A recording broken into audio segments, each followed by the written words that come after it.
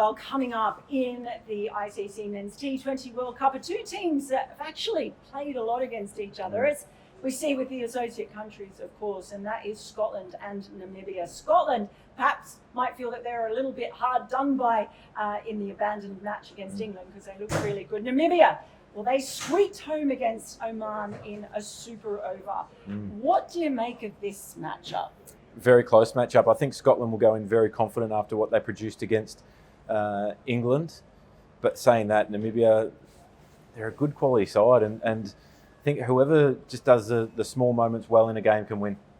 Well, what about Namibia has impressed you? Who do you like in that side? It's got to be David Wiese. Well, I've played against David Wiese quite a bit as well in county cricket and things like that. So he's somebody who is so experienced worldwide that he understands the conditions well, and his class come to the fore in the Super Over the other night with the bat first, but then his execution under pressure with the ball as well. It's just crucial, and I mean, you need your best players and your most experienced players to stand up in World Cups, and he's certainly one of them. Yeah, Erhard Erasmus as well, and that Super Over was amazing. And it shows what you said, that they went to David Wiese as well, despite the fact that Ruben Trumpelman had taken 4 wickets.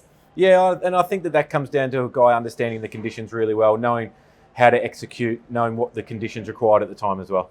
Now, how about Scotland? Do you agree with me that they might feel that the rain is actually... That would have been a really difficult chase for England, 109 or 110 off 10 overs on a wicket that was deteriorating. So, yeah, they'll go in with a lot of confidence. Their openers were outstanding. To go through unbeaten, Munsie smacked them. And that over of Adil Rashid, when he was switch hitting and reversing, was crucial, showed a real class, showed a bravery as well. And what did you think of Michael Jones? Michael Jones was outstanding. He was brave from the start. He took on Jofra Archer, played a few beautiful shots, and then in the 6th over took Chris Jordan to the cleaners with a couple of shots, one breaking a solar panel here at Kensington. Demerit points for that. Absolutely. Don't hate the environment. Exactly. No, it's okay. It's at a cricket ground. Oh, okay, that's fair enough. It was pretty impressive what they did. I guess is it also a difficult thing? Those two, the top order for Scotland, have done so much batting for them lately, and the middle order has not necessarily been getting a lot of chance. Doesn't matter. Is that something ever that concerns you? No. When the top order's going well, the middle order's job is easy.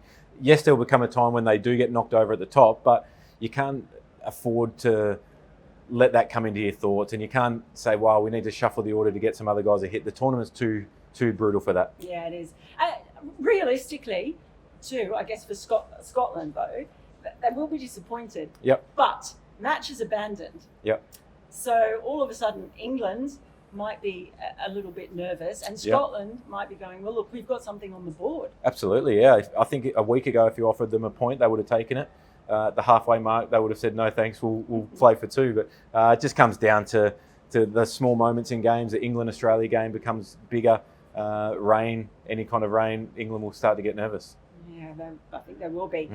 We're going to have the same thing here again, where we're probably going to be on weather watch. That game with Scotland and Namibia, they'll both have played on it. Yes.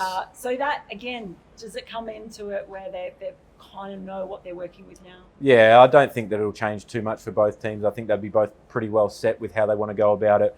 It's more so for teams that haven't played on this wicket yet. Yeah, it's just hard to know It's hard to know with Scotland because we hardly got to see any of them. We didn't get to see them bowl. They looked good when they were bowling in the warm-ups. Yeah. But we will get to see it when they take on Namibia. And, of course, you can keep up to date with all the news on that match and every fixture right here on ESPN Cricinfo.